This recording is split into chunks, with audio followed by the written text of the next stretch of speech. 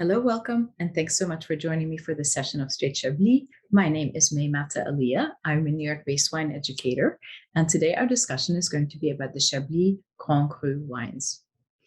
Over the last 6 sessions, I've had an opportunity to discuss a variety of topics pertaining to the Chablis wine region with a slew of wonderful industry friends and guests who've brought a lot of richness to our discussion. And today, as I mentioned, our topic will be about the Chablis Grand Cru and its 7 climats. The Chablis Grand Cru in today's market of rising wine prices, especially at the premium category, does remain a relatively affordable luxury. So it is often an overlooked category. And I hope that after today's discussion, we will bring a lot of much needed excitement to the Chablis Grand Cru. And I am privileged and honored to be joined by Christy Canterbury MW, who will introduce herself in a minute. But Christy recently spent 9 days in the region, traveling around and tasting a lot of wines from the Chablis region. She is very, very familiar with Chablis. We are incredibly lucky to have her here today to share her thoughts and her opinions and her love for the Chablis wine appellation. And as usual, we will be tasting 3 wines to help flesh out the conversation a little bit. We'll be tasting 2 wines from the same producer, from the same vintage, but showcasing 2 different climats, and then a 3rd wine from a different producer and a different vintage. And I hope that by the time we conclude our discussion, you'll have just a small snapshot of the richness and diversity that the Chablis Grand Cru appellation can bring to your wine glass. So without further ado, please allow me to introduce Christy Canterbury MW. And Christy, why don't you tell us a little bit about yourself, a little bit about your professional background? I know asking you to say a little bit is maybe difficult because you have such a wide breadth of experience in this industry. But as best you can, go ahead and please tell our guests a little bit about yourself. May, thank you so much for having me. It's a real pleasure and an honor. I'm a master of wine. I currently write about wine, speak about wine, judge wines for magazines and competitions, and I buy for restaurants and private clients. And previously, I've spent a good amount of time in retail, buying in large stores for collectors here in New York, in Washington, D.C., and in Hong Kong. And I also spent a lot of time as corporate wine director for Smith & Linsky Restaurant Group and Culinary Concepts by Jean-Georges, running wine lists, cocktail programs, both domestically and internationally in big Starwood hotels. So that's a very quick recap. That is an incredibly quick recap. Anybody who wants to learn a little bit more about what Christy has done, you can visit her website because it truly is very, very impressive. So I am really, really thrilled that you're here. We've known each other for a long time, but it's always wonderful to reconnect, even if it's on Zoom. So before we jump into our conversation today, I'm just going to give a bit of an overview about what our topic of discussion is today, which is the Chablis Grand Cru. So as people who've been joining us on this series know, I'm the big fan of maps. And so today I'm changing it up. I've got a close-up. Awesome. Look, you have a good one. I just have to print mine out. So I've got a printout of the Chablis Grand Cru. And for an awesome, actually, Krista, do you want to show where it is on that map? Yeah. Awesome. Look, here we go. That's cool. There it is. Okay. So here, I love that because you can see a couple of really, really important things about where it is. So it's pretty much right across the river from Chablis. So we've got Chablis down one, and it's pretty much across the river. It's one continuous hillside stretch. Okay. So they're all connected. It is one hillside. It covers just over 250 acres. It's actually 252 acres. And the elevation goes between 328 feet up to 820 feet. You have beautiful orientation towards the river. You have a beautifully sunny location for that Grand Cru. We've talked about the Camarigian soils. Again, here we are in the land of Camarigian soils with a very high presence of those tiny oyster fossils that we've talked about. The one thing that I do want to mention, and I find that oftentimes it is incorrectly referenced as the 7 Grands Crus of Chablis. It is 1 Grand Cru and 7 climats. So with the climats, we have Blanchot, Les Clos, Valmure, Les Grenouilles, or Grenouilles, some people just refer to it, Vaudésir, Les Preuses, and then Les Boucaux down here. All right. So this one continuous stretch, it's one hillside. On a label, you will always see the term Chablis and then the reference to the climat, and then the Grand Cru. And so even though we do have this one hillside, we do know, of course, it's all about the climat. It's all about the orientation. So in some cases, we have a bit more of a southwest exposure. In some cases, it's more of southeast exposure. In some cases, it's just due south. We have some variation in elevation between 328 feet to 820 feet. All of that is once again going to bring us back into this world of nuance where wine from Les Clos versus a wine from Blanchot, which we'll be tasting today, are going to give us very different expressions. So that's our brief recap of the Chablis Grand Cru hillside. And what I want to do now is start my conversation with Christy. As I mentioned, she has worn so many hats in this industry, but I wanted to see, Christy, in these myriad of roles that you have played. I'm guessing Chablis Grand Cru has always played a role. Would you say that's true? Yeah, absolutely. Chablis Grand Cru is like Chablis itself, which is kind of the ports or the door to Burgundy coming from the north. It's an entryway into understanding Chablis and Grand Crus and Chablis Grand Cru. It's a lower price point, generally speaking. Even though price points are creeping up all across the board for all wines in Burgundy, certainly Chablis Grand Cru prices are creeping up more slowly than those from the Côte d'Or.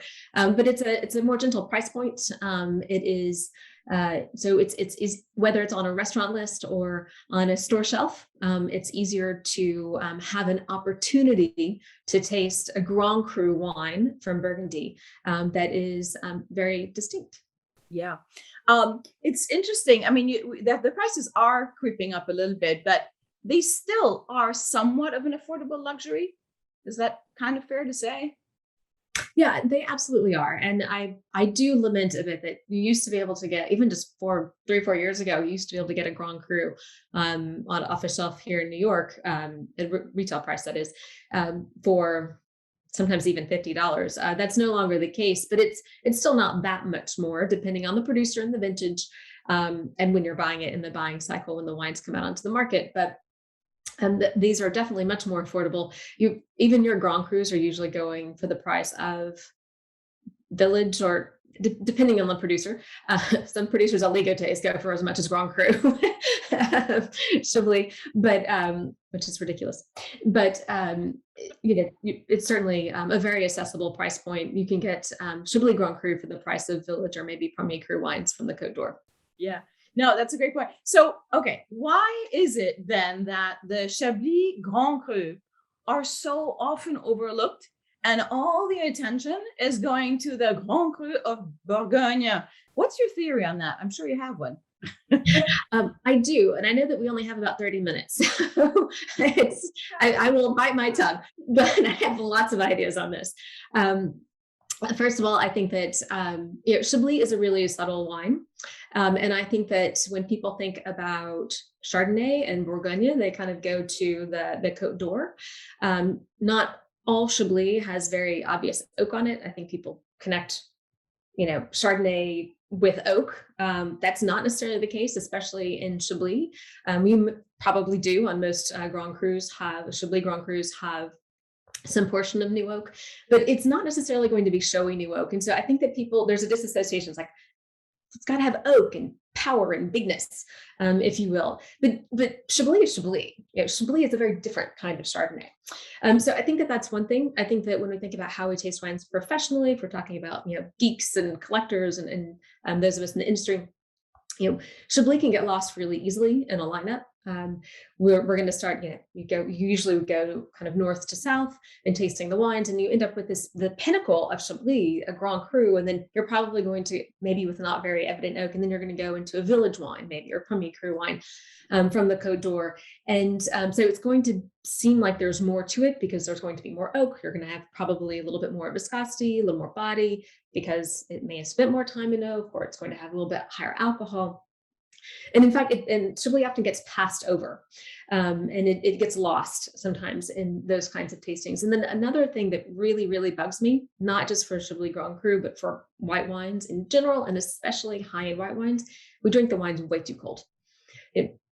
Grand Cru Chablis should be drunk at, a little bit colder than cellar temperature. And I find that deeply frustrating because Chablis is a subtle wine. It is a wine of nuance. It is truly a lens between the wine is a lens between the Chardonnay grape and Cameroonian soil. And if you pull it out of the refrigerator at whatever 38 degrees or whatever your refrigerator is, it's going to be too cold. You're immediately masking. Oh, it's a terrible word. We should stop using that. Not yet, but you're going to be masking nuance, and so we don't see what the wines are like. It's all hidden under this cold temperature. And then finally, and I got to going a little bit too long here. Finally, I think that we have less of a habit of aging Chablis. And so we don't see what the wines can become. We see them when they're really young, but we don't know what happens when they become 5, 10, 12, 15, 20 years old, which is really a shame because most producers in Chablis, many producers, I should say, would not start touching their Les Clos until 15 years post-vintage. Yeah. So that's great because actually I was going to ask you about ageability of Chablis Grand Cru. You'd say that we're drinking our Chablis Grand Cru wines too young. Yes, absolutely. Way too young. I mean, even Petit Chablis can age. You have exactly what you need, which is that strong acidic backbone. You've got spine, and of course, low pH. So you have exactly what you need, assuming that the wine is, good quality at the base, that you've got some concentration and all that. You can't just age vinegar forever.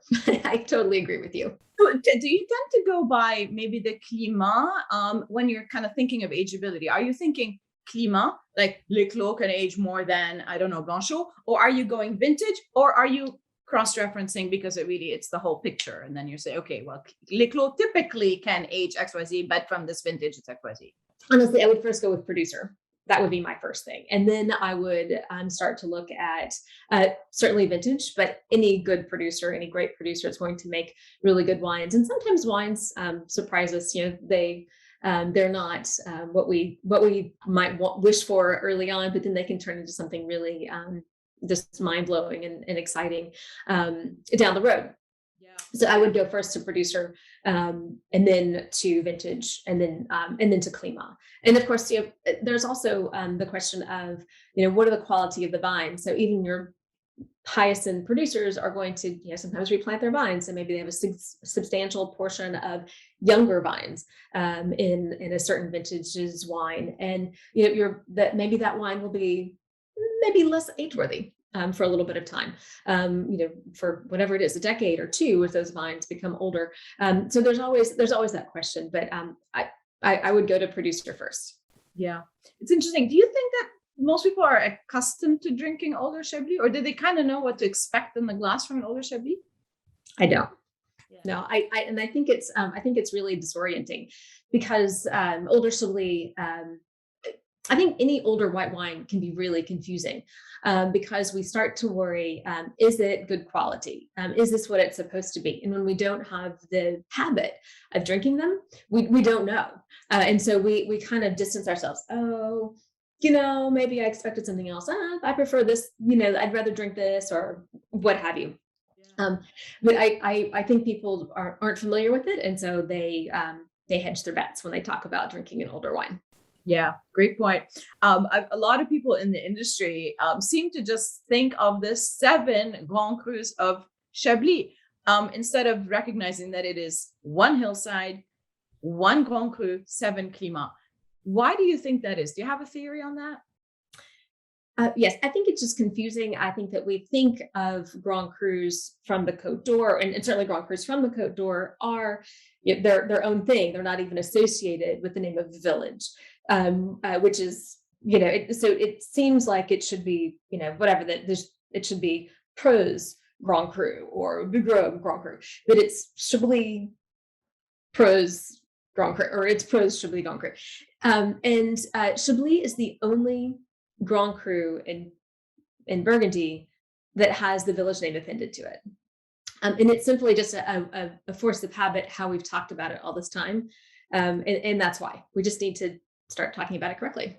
That makes so much sense, because we are in Bourgogne, right? We are in this place where we're used to thinking of the Grand Cru as it's this individual site. And yes, when it comes to Chablis, it's like, it is Bourgogne, but it's its own entity in a way.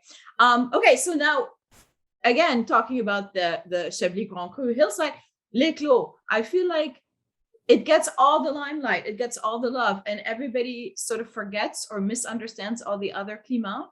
Why does Les Clos always get all the attention? Les Clos has the textbook perfect exposition, and it has historically been, the one that was deemed the most age-worthy, the most prestigious.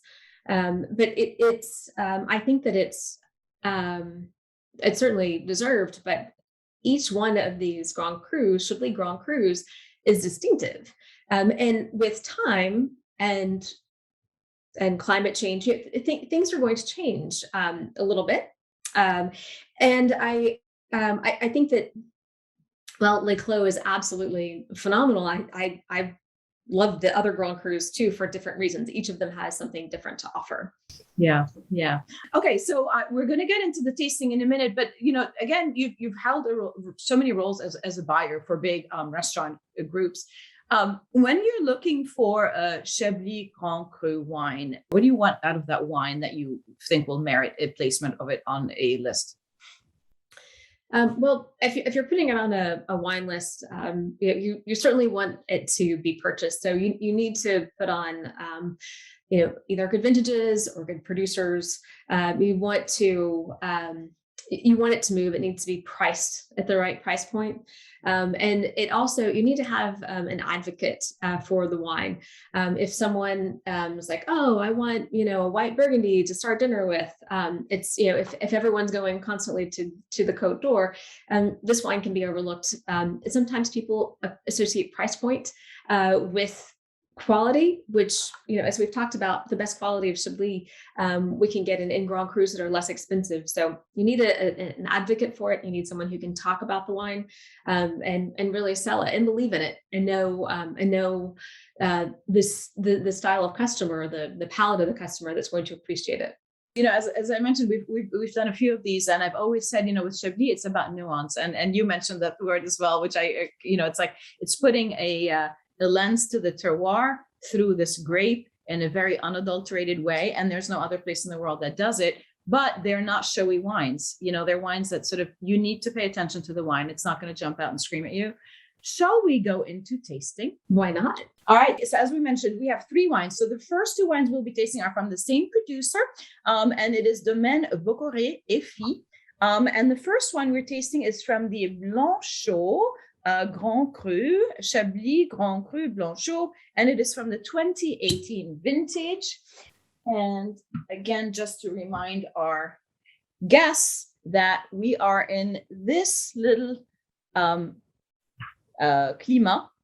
up here. All right, so I like that better because you can. I show my map as well, because it's so hard that you can kind of see. I'm trying to figure out which is the best angle. But what's interesting is that, obviously you've got Les Clos here, and you can kind of see on this map that there is, you can see it kind of from the side. There's a huge hill, right? Blanchot is a massive hill, and it's super, super steep. And the further you go in from this road that goes along the bottom of the Grand Crus, the further you go in, the steeper it gets. So, and you can see with all these little lines here, the altitude lines, it goes up to 210 meters, but it's really, really steep. And then there's this forest up here. at the top too. So while this is, kind of open and it's quite flat across the road over here, this is very hilly, and there's a forest up here. So it's really quite, the further you go up the side of the Cru, it gets much, much cooler. So it's quite a dramatic, it's dramatically different from the other Grand Crus. And the orientation, I mean, this also has a southeastern orientation, right? So you've got it's fairly long. So you've got the difference in elevation, you've got the difference in latitude. I mean, it's, but it is significant. The soils change as you're going from the north to south. It becomes a little bit more clay heavy. As you're going further south, it's a little more rocky on the top. You've got the forest. So even within this Blanchot, right, this one climat, that's what, 12 hectares, you've got tremendous variation. It's a slightly trickier climat, definitely cooler than Les Clos, but it does also have this altitude. So, I mean, it's a different environment. Usually you expect kind of a real freshness and acidity from Blanchot, maybe, if you were to compare it to the Les Clos. So what do you think of this wine? Is it kind of giving you what you would expect from a Blanchot? It is, and it's super, always useful to have a comparison. And since we have Les Clos to follow after it, and you can certainly see, I think in the texture and the breadth on the palate, the brightness of the acidity, and of course it's an 18, so there's some richness here. But I do think that it's a very good example of Blanchot, and that hilly, rocky slope. With the forest behind it. And it is really dramatic. When you just walk along the road, you can feel the temperature change, especially on a bright, sunny day. Yeah.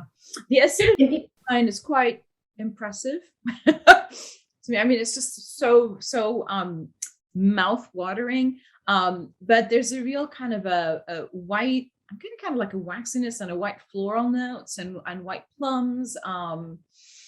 And it's just so long. I mean, and that's the thing with these wines. They're never big wines, but they're so concentrated. And it's just to me, it's a lot of the length that really sort of like pulls me back into that wine. So yeah, and certainly that the length is a signature of a Chablis Grand Cru. It's the longer the finish, the higher the quality the wine will be.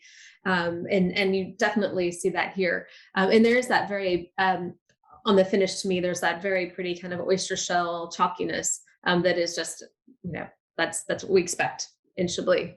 I think it's a very nice example. Yeah. And Blanchot is usually a wine that most people would say, it's going to be the first, because it's kind of this more airy, lighter style. It will be ready to drink first. But again, it really depends on the producer, because some producers are at the front of the valley. Some people are at the end of the valley. Well, it's not the end of the valley, but the end of the Cru. And people are in different parts of the slope. They have older and younger vines. So it really, and they make their wines in different ways too. So it really depends on lots of different things. So I think that Blanchot definitely is certainly of all the other Crus, probably is an earlier drinking wine, but it really depends on the producer as to how long it can go. So in your estimation, when would you say that you would find this wine was likely to hit its peak? Well, it is an 18. So certainly going to, I think, drink earlier. The vintages in general will drink more quickly than our 17, which is coming up at the end of the tasting. But I mean, this is beautiful now. I understand why people would want to drink it. But this easily, give this 4 or 5 years, it will start to develop something interesting. And this is easily something that can go to 2028, 2030.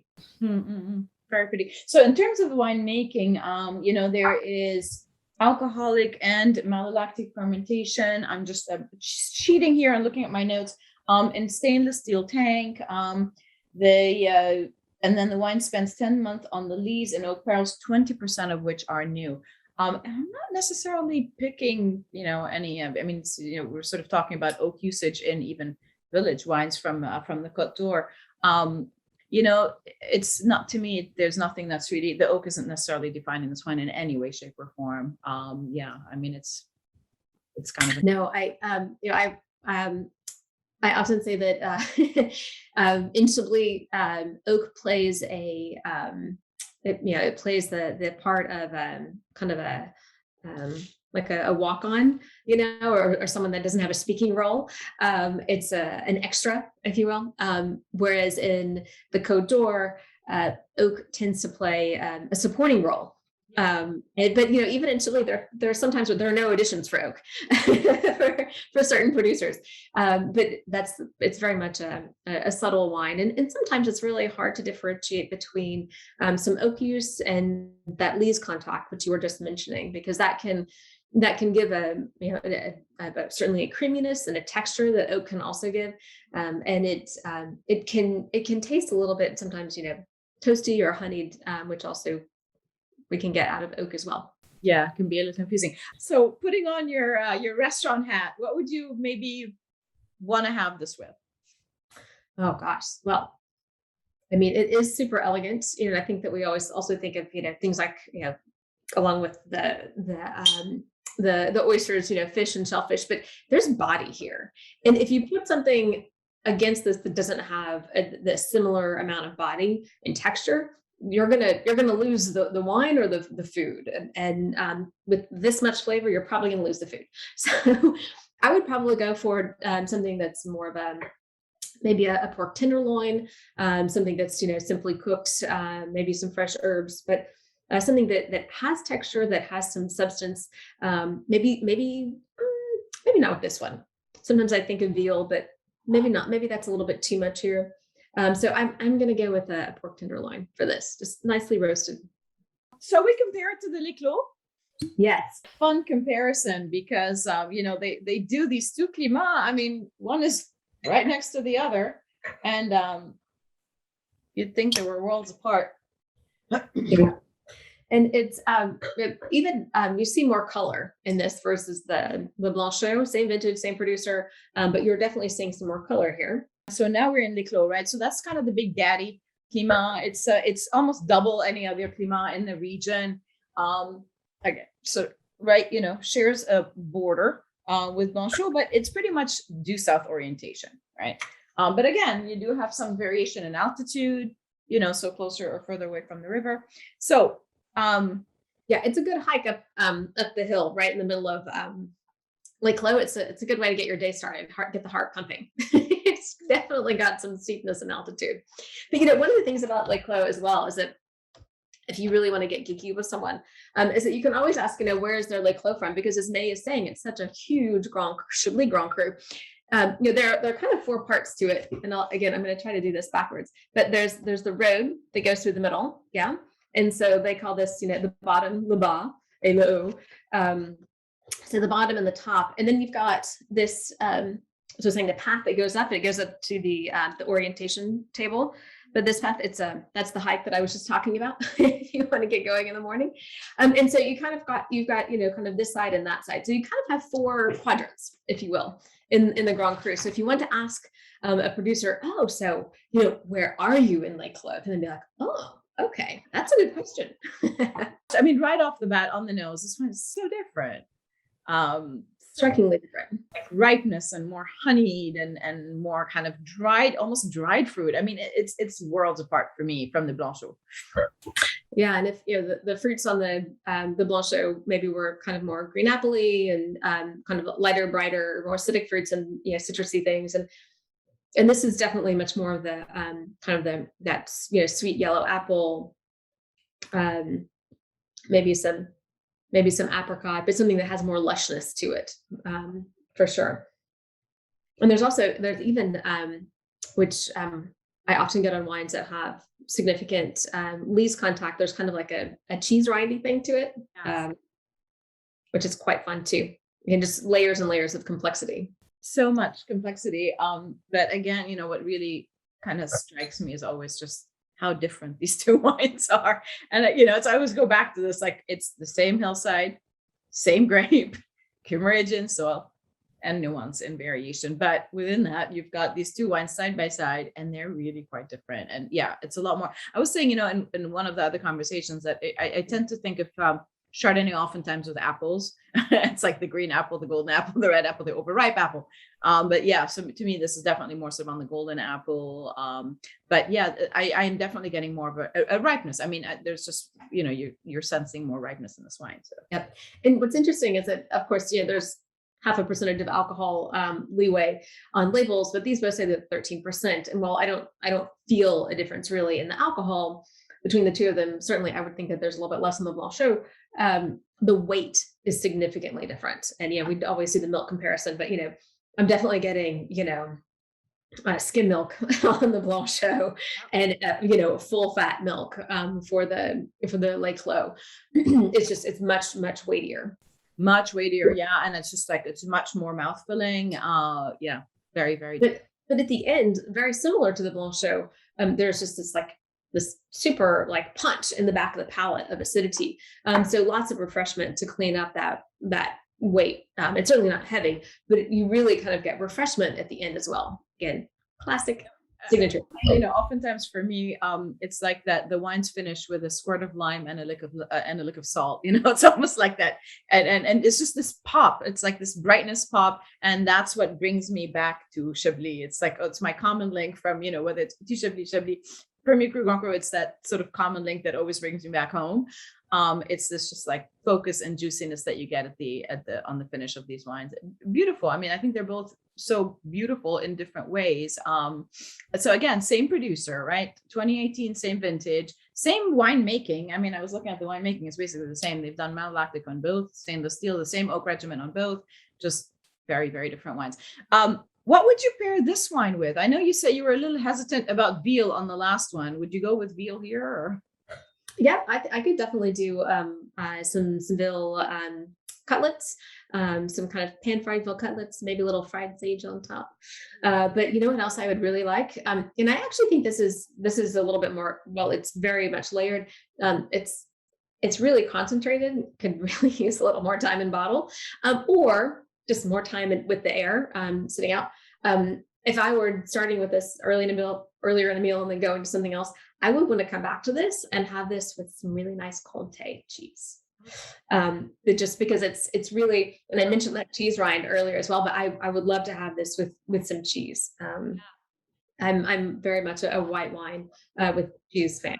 So we're going to now shift over to our last wine. Now, I know that you were recently there visiting the lovely Nathalie and Gilles, and this is the 2017. So now we're in a different vintage, more classic vintage. And this is the Chablis Grand Cru Les Clos. So since you have the cooler map, I'm going to let you show us on your map. So just to contextualize, in terms of the footprint, it's a little bit smaller. So plus it's a little bit smaller than Blanchot, but negligibly smaller. Different orientation though. So now we're kind of on the other side. So show us on your map. I like your map. So Prose is here. And Prose is really, again, it's kind of hard to figure out how to sit. Oh, that's good. That's good. You can kind of see that there's a ridge here. Yeah. That ridge is between Vaudésir and Prose. But it really kind of, the vines aren't planted north, but you can see the north here. It's definitely a little bit cooler, and also probably too hard to see. But you're starting already at of course, it goes all the way down to the road. But it's a smaller portion of Prose that is lower down. A lot of it is really quite high up on the hill, and so it's a cooler site, if you will, certainly than Les Clos with its massive impact of sun there. And of course, this is Nathalie and Gilles, and there, whereas the Vauquerets are in town here, somewhere over in here, probably. Nathalie and Gilles Fèvre are way up here, outside of the town of Chablis. So that's where we are with Prose. And also, just to add a little bit to it, so whereas with Blanchot, we were talking about a southeastern exposure, here we're talking mostly about a southwestern exposure. So again, right, it's this different because you've got these ridges, and sometimes we don't remember that, yes, Chablis is not, I don't know, the Mosel, but it is hilly. And, you can get a workout walking up that hill. So, a range between 330 feet to 820 feet. So that's within the Grand Cru. So yes, to your point, it is a little bit more elevation. It is a slightly different orientation. So to broad stroke it, oftentimes people will say Les Clos is kind of the more reticent one, maybe not quite as showy. If Blanchot is kind of airy and floral, and Clos is more, sort of power and elegance. Clos is a little bit more sort of you got to work a little bit harder to get in there. Maybe it's not quite as showy, but it seems to be for a lot of real kind of Chablis purists, a climat that they love. And you're smiling, so I'm guessing that category. So I know you have a lot of thoughts on this wine. So share with us some of your thoughts on this wine, Christy. Well, May, thank you so much for this wine, especially because I love the wines from Nestlé and Gilles and their daughter Julie. But I actually had this wine at Au Fil du Zinc, a great restaurant in town in Chablis, when I was there in September. So it's really nice to see it again, because it was magic that night, and it's magic again today. But I do agree. I think that Preuss is in a really interesting place, because it's certainly it's got fantastic exposure. It's got some cooler air coming in from the north, but as you said, it's kind of southwest, very different exposure, and it's higher. Most of it is higher up. So you get intensity with freshness. And personally, Preuss it's definitely up there as in terms of my favorite climat of the Chablis Grand Cru. One of the words that I came back to oftentimes with these wines is tension. And there's just this beautiful tension in this wine. It's just like, there's the acidity is there. I mean, the acidity is there in all of these wines, but there's, again, to reiterate the same word I just said 3 times, there's a tension to this wine that I wasn't necessarily getting in the others. And yes, it's maybe not quite as open, but it really pulls you in, and it's just so complex. And yeah, there's power, and of course this is we're looking at different vintages and different producers and different climat, but whereas on the Les Clos, it was kind of like the wine kind of comes in and makes itself comfortable, sits on your palate, and then as you swallow it, it kind of cleans up and brightens up at the end, and it's certainly balanced the whole time, but this is kind of like the impact of everything. It's weight, it's concentration, it's acidity, and it's like, whoa, it's this dynamo of everything. And it's kind of like it's vibrating. It's like doing something on your palate. It's active. Yeah, 100%. Yeah. A really, really wonderful wine. I mean, I have to say, it's also 2017. So two very different vintages. What I really like about Chablis in general is that even with climate change, the vintages are still very, very dramatically different. And just because you have an early harvest doesn't mean that it's a hot year. Like we had in last year in 2020, it was an early harvest because the season started early. But of course it was also warm, but so you get very, very different styles of wine every single year, which is great because there's something for everyone. Whether you're drinking Petit Chablis or Grand Cru Chablis, there's something for everyone from all the different vintages. And if if you're like the acid and the crunchy stuff, great, you've got vintages. If you like something that's creamier, smoother, easier going, more lush, fantastic. There's something there. There's something there for you too. So that's one of the things I absolutely love. All right. So in terms of, you said you were enjoying this wine with dinner. What were you having at dinner with this wine? Well, it was, actually that's an interesting question, because we had it over, the I don't know, 8 or 9 courses, however many courses you have at Au Fil du Zinc.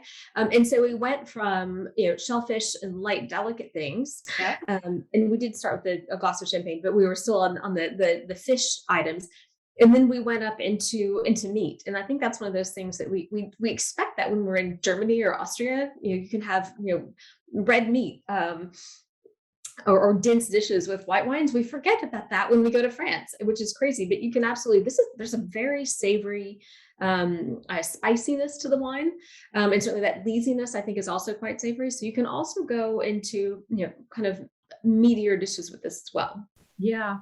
I was looking at also like the in terms of the winemaking. So alcoholic and malolactic fermentation in small stainless steel tanks, 30% of them in barrel.